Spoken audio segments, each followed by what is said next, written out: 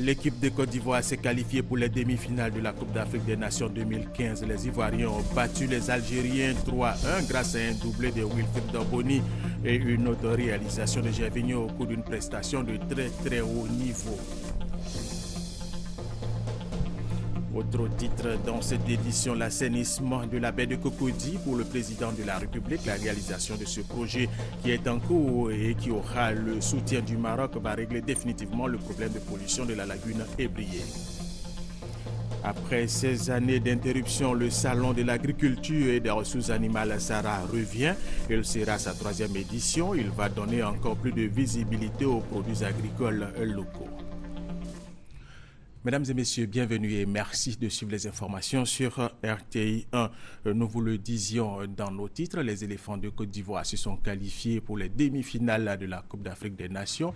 Ils vont jouer contre la RD Congo le 4 février. Les Ivoiriens ont battu les Algériens 3-1 grâce à un doublé de Wilfried Bony et une autre réalisation de Gervinho au cours d'une prestation de très haut niveau. L'équipe du Ghana s'est également qualifiée pour les demi-finales en battant la Guinée-Conakry 3-0.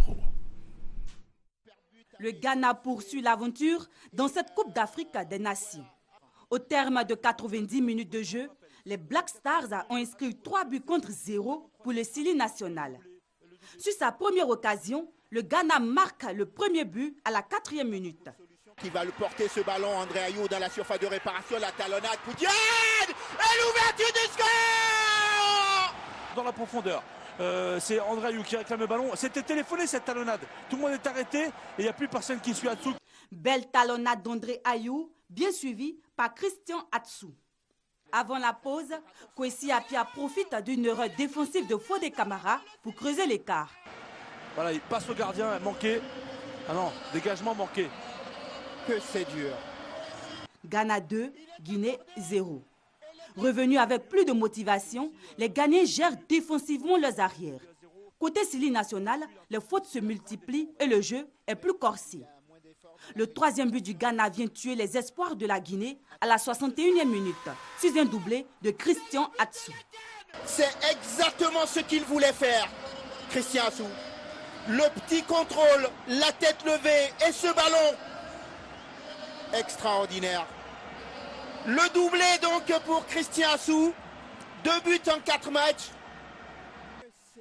Désigné 2e du groupe D de la CAN 2015, après un tirage au sort qui lui a été favorable, la Guinée sort par la petite porte. Le Ghana retrouve la Guinée équatoriale pour le compte des demi-finales le 4 février prochain au stade de Bata. Allez, viens danser, danser.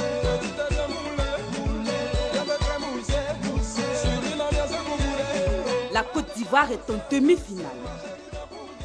Les éléphants ont rassuré les Ivoiriens dans ce Côte d'Ivoire-Alger. Doublé de Bony Wilfried au 26 et 68e minute. Ouverture du score. Et ce ballon. Même si les Fennecs trouvent le chemin de l'égalisation à la 51e minute grâce à Soudani, les éléphants d'Hervé Renard, conscients de la confiance que tous les Ivoiriens leur portent, déjouent les pronostics. Gervinho tue le match à la 94e minute. Et c'est terminé.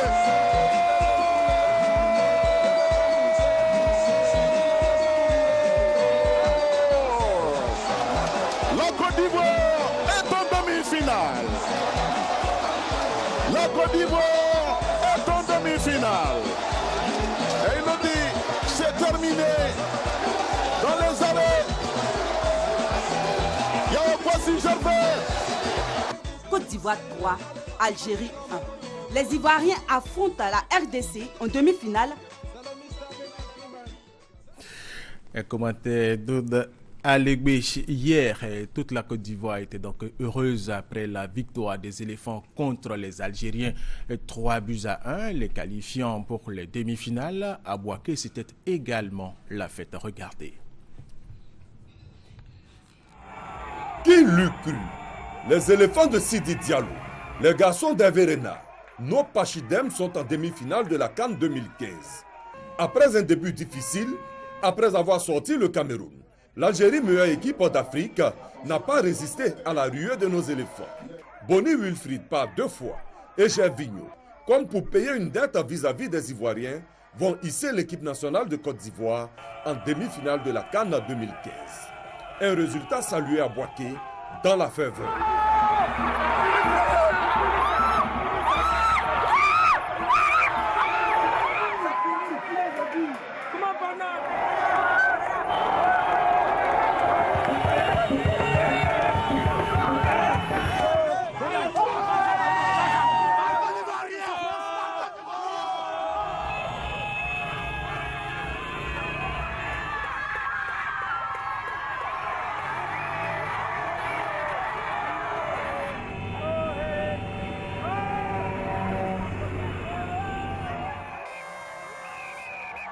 Comme du bon vin, les éléphants de Côte d'Ivoire se bonifient au fil des matchs.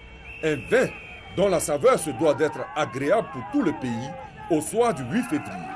En attendant, bravo à Yaya et à ses coéquipiers.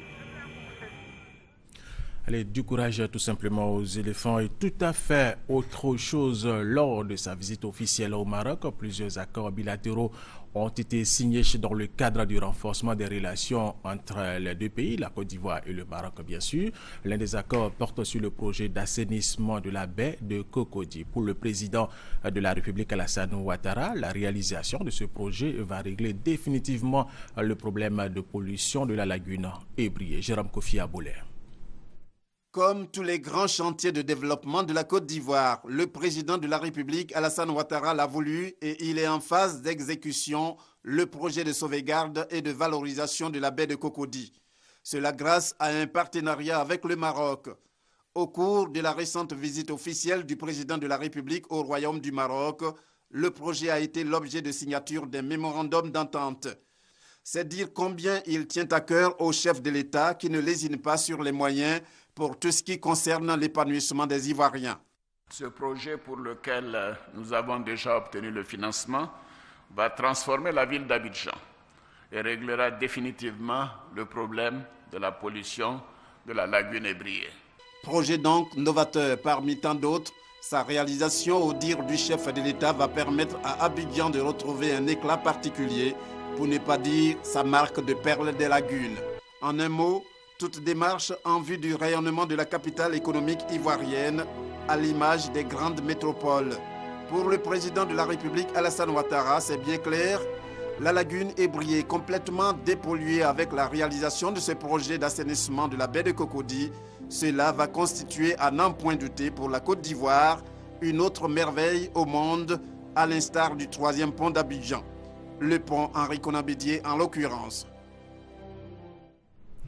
Le forum Diaspora for Growth, un forum pour inviter les Ivoiriens vivant à l'extérieur à investir en Côte d'Ivoire, est à sa 2e édition. Après la première qui a eu lieu à Paris, la 2e a débuté ce lundi matin ici même à Abidjan et c'est à l'hôtel Ivoire.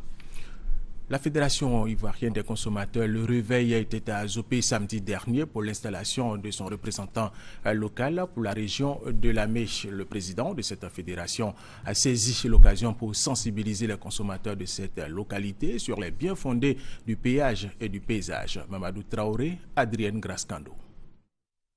Bientôt, des postes de péage et de paysage verront le jour sur les axes Abidjan-Adzopé et Adzopé-Agniblekro.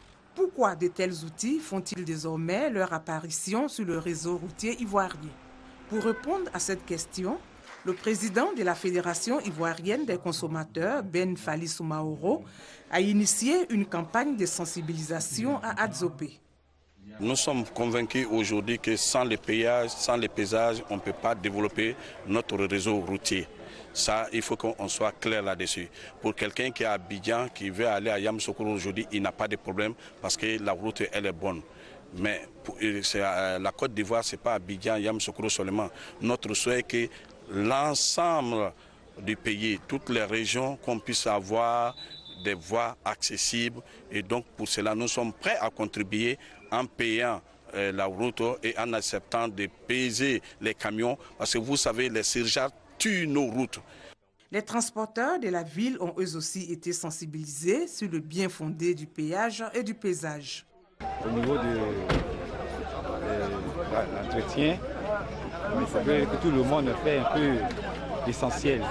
Afin de relayer ce message dans la région de Lamé, un représentant local de la Fédération ivoirienne des consommateurs a été installé.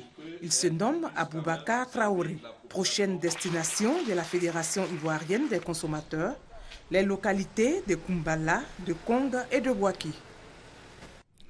Débutée le 23 décembre dernier, l'exposition sur l'histoire des ponts en Côte d'Ivoire refermait ses portes hier dimanche ici à la RTI. Le bilan de cette exposition avec Adrienne Grascando.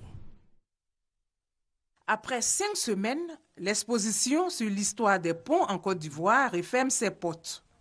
La maison de la télévision, théâtre de cette exposition, aura accueilli un grand nombre de visiteurs, des chefs d'entreprise aux écoliers, en passant par les familles, les étudiants et leurs encadreurs. Nous retenons beaucoup de choses, surtout l'histoire de tous les ponts de la Côte d'Ivoire. Et ça nous marquait énormément. Et nous sommes venus, nous avons constaté, nous avons vu.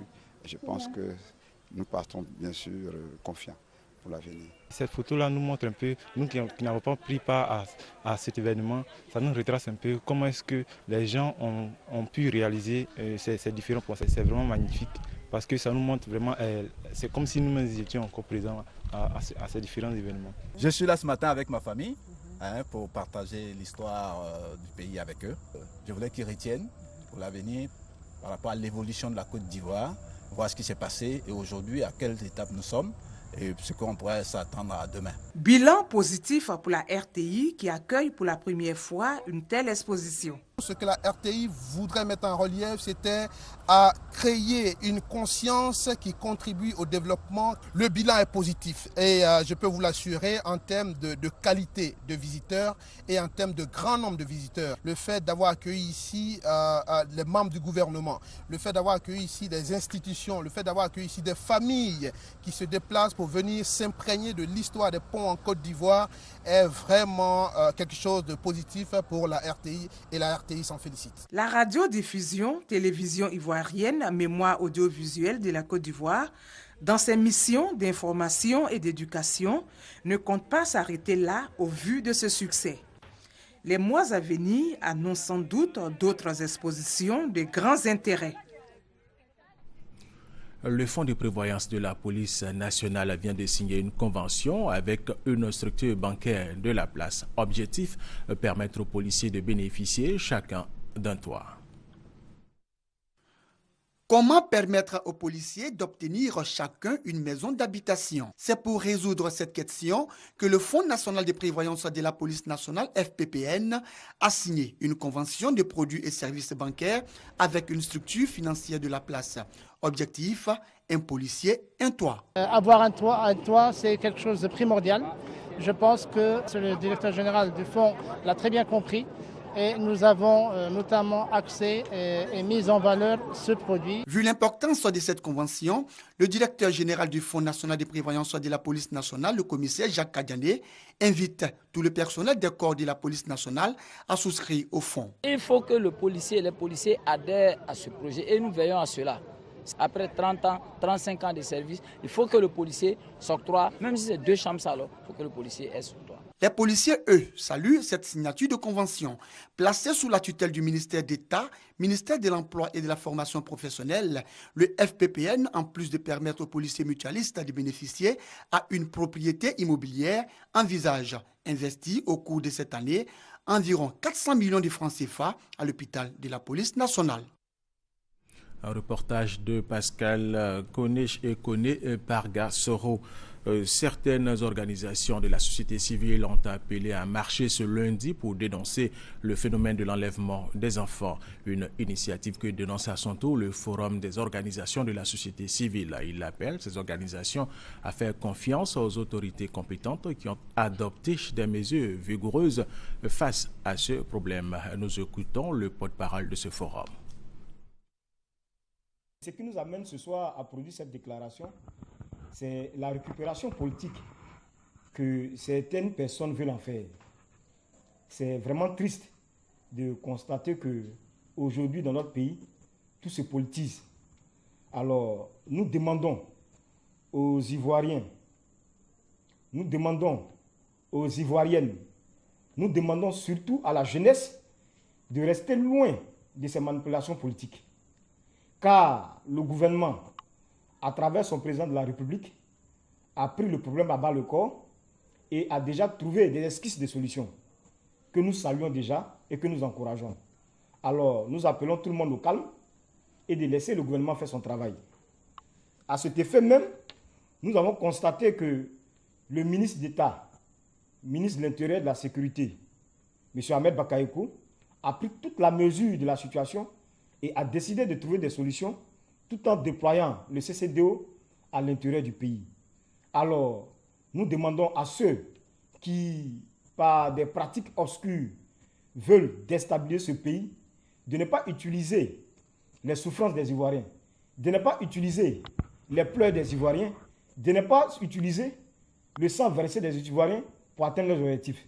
C'est pourquoi nous demandons à tous et à toutes, dès demain, de ne pas s'associer à une quelconque marche qui sera organisée par un certain groupe qui cache un dessein obscur. Nous avons certaines informations. Nous disons que cette marche-là, elle est insurrectionnelle. Donc nous demandons à tous les Ivoiriens de rester loin de cette marche. Autre déclaration, les organisations syndicales du milieu scolaire et estudiantin ont levé leur mot d'ordre de grève qui devrait débuter ce lundi. Ces organisations appellent les élèves et étudiants à reprendre les cours ce lundi 2 février, donc sur l'ensemble du territoire ivoirien. Vu que les négociations ont été engagées entre les autorités et les différentes organisations d'étudiants, nous demandons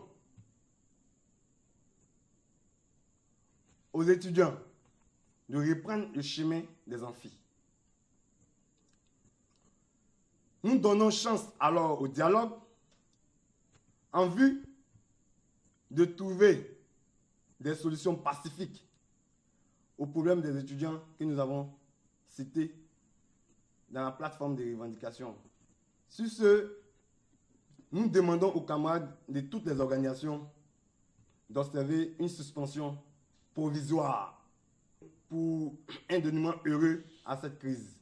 Aussi, nous saluons les mesures sécuritaires prises par le gouvernement en vue de sécuriser les établissements scolaires face au phénomène d'enlèvement d'enfants. Nous demandons alors, dès demain, à tous les élèves et étudiants de regagner les salles de classe et les différents amphis. Le Centre de coordination des décisions opérationnelles CCDO se déploie à l'intérieur du pays. Après Bouaké, le ministre d'État, ministre de l'Intérieur et de la Sécurité, Ahmed Bakayoko, a procédé à l'installation du CCDO à Yamoussoukro. Kader Sogodogo, RTI Bouaké. Population de Yamoussoukro, je voudrais vous présenter le cadeau de bonne année du président, votre président, le président Alassane Ouattara. Il m'envoie avec une délégation vous remettre un outil qui va consolider, qui va renforcer la sécurité à Yamoussoukro. L'année 2015, c'est une année où le président Ouattara et son gouvernement vont parler très peu. Les actes seront concrets. C'est en ces termes que le ministre d'État, ministre de l'Intérieur et de la Sécurité, Ahmed Bakayoko, s'est adressé aux populations de Yamoussoukro. Dans cette partie du pays, l'insécurité avait connu ces dernières années un pic et le Centre de coordination des décisions opérationnelles, CCDO, arrive pour appuyer les forces déjà existantes dans la région. Pour mener à bien sa mission à Yamoussoukro, le CCDO bénéficie d'une quinzaine de véhicules dont les clés ont été remises officiellement par le secrétaire général du Conseil national de sécurité, Alain Donwayi, au ministre d'État Ahmed Bakayoko, et d'un local composé de 2 bâtiments équipés de matériel de transmission de dernière génération. Pour la population de Yamoussoukro, l'arrivée du CCDO dans leur cité est salutaire. Il s'agit maintenant que les populations soient tout à fait solidaires avec cette force d'intervention afin que notre sécurité soit réellement garantie. Je suis fier à cause des coupeurs de route, dans nos villages, nous fatiguent tellement qu'on ne peut pas aller au champ, on ne peut rien faire. Je suis fier si ceux-là sont là. Le ministre est venu, c'est qu'il a dit vraiment on est content, beaucoup content, on a en paix. Créé le 11 mars 2013, le CCDO a 6 grandes missions, notamment la sécurisation des sites stratégiques et la lutte contre le grand banditisme.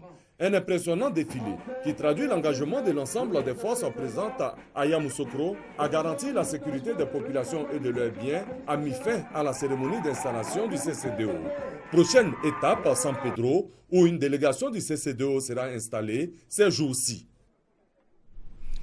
Les ex-combattants qui ont été réinsérés, réunis au sein de l'association des réinsérés pour la paix en Côte d'Ivoire, rendent hommage au président de la République Alassane Ouattara qui a mis tout en œuvre pour leur réinsertion. La cérémonie d'hommage a eu lieu à Williamsville dans la commune d'Adjamé. C'était samedi dernier. Hamza Diaby. L'AREPSI, l'association des réinsérés pour la paix en Côte d'Ivoire, mobilisée pour soutenir le président Alassane Ouattara. Ce regroupement d'un millier d'ex-combattants, aujourd'hui réinsérés dans le tissu économique et social, a pris l'engagement de militer désormais au RDR. Doumbia Ibrahima, représentant le secrétaire général par intérim du RDR, par ailleurs parrain de la cérémonie, se félicite de cette adhésion. Il en a profité pour demander à tous les militants de se faire établir leur carte nationale d'identité. Je vous demande de vous engager à faire en sorte que le président soit donc réélu en octobre 2015. Vous devez tous être sur la liste électorale. Mais pour être sur la liste électorale, il faut avoir une carte d'identité. Les ex-combattants, membres de l'AREPSI, sont aujourd'hui des gardes pénitentiaires. D'autres sont à la Sotra, à la douane ou aux eaux et forêts. Et d'autres encore sont installés à leur propre compte. Tout cela a été rendu possible grâce à l'ADDR, l'autorité pour le désarmement, la démobilisation et la réintégration. Ils sont reconnaissants au chef de l'État. Nous tenons à le remercier, lui et son gouvernement. Aujourd'hui, il nous a permis d'avoir du travail. Il nous a donné à nous d'être infiniment reconnaissants et aussi d'être un bon modèle d'intégration. L'objectif de l'AREPSI est clair, contribuer à aider à l'insertion de la jeunesse et des enfants de la rue dans le tissu socio-économique. Le troisième grand titre de cette édition, après 16 années d'interruption, le Salon de l'agriculture et des ressources animales Sahara revient. Il sera sa troisième édition. Il va donner encore plus de visibilité aux produits agricoles locaux. Lanciné Bakayoko, Chacha Kwamiala. Toutes les 31 régions ont répondu à l'invitation du ministre de l'Agriculture. Mamadou Sangafoua Koulibaly leur a présenté les enjeux du Salon de l'agriculture et des ressources animales Sahara. Loin d'être une foire, c'est de créer un instrument qui va permettre de catalyser et de booster l'investissement privé et l'innovation dans le secteur. C'est la seule condition pour que notre agriculture continue de se moderniser et que surtout qu'elle fasse la transformation structurelle. L'idée est de sensibiliser tous les acteurs du monde agricole à s'approprier cette plateforme d'échange, le Sahara. Sahara, dans le retour, marque la volonté de la Côte d'Ivoire de consolider sa puissance agricole sous-régionale.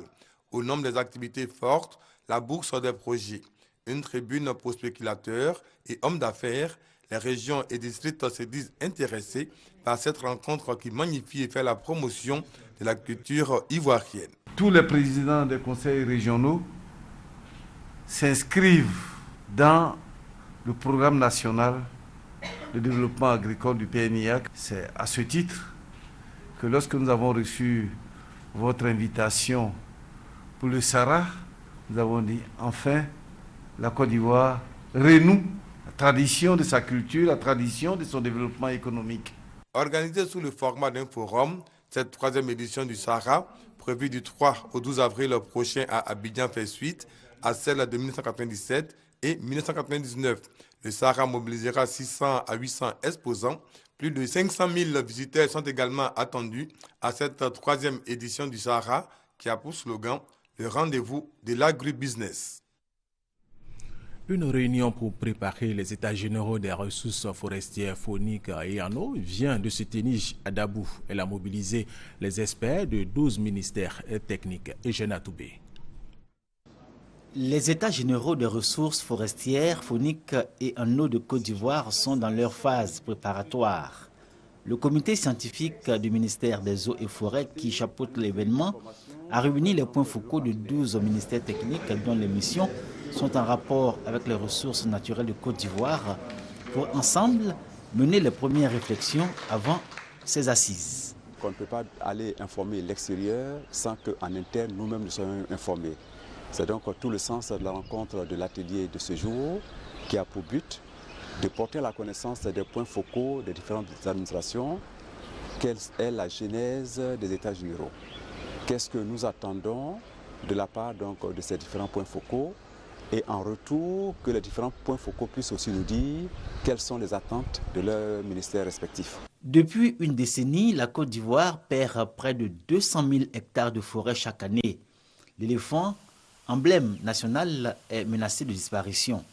De réels dangers devant lesquels le ministère des Eaux et Forêts veut faire front à partir des assises sur les ressources forestières, fauniques et en eau qui se tiendront en mai prochain.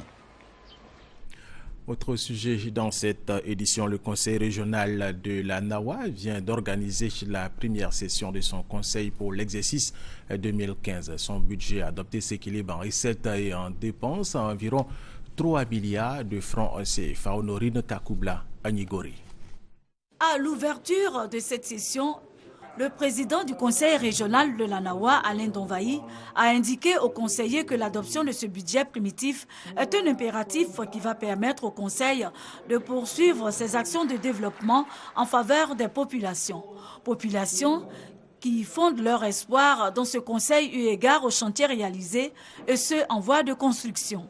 À l'entendre, ce premier trimestre doit voir le début de réalisation de certains projets, notamment la construction du siège du conseil régional, l'aérodrome de Mavou, la caserne de sapeurs-pompiers à Yabayo, la construction de la ferme pluridisciplinaire à Mayo, mais aussi et surtout la construction, la réhabilitation d'infrastructures scolaires, sanitaires et sécuritaires dans les 4 départements de la région.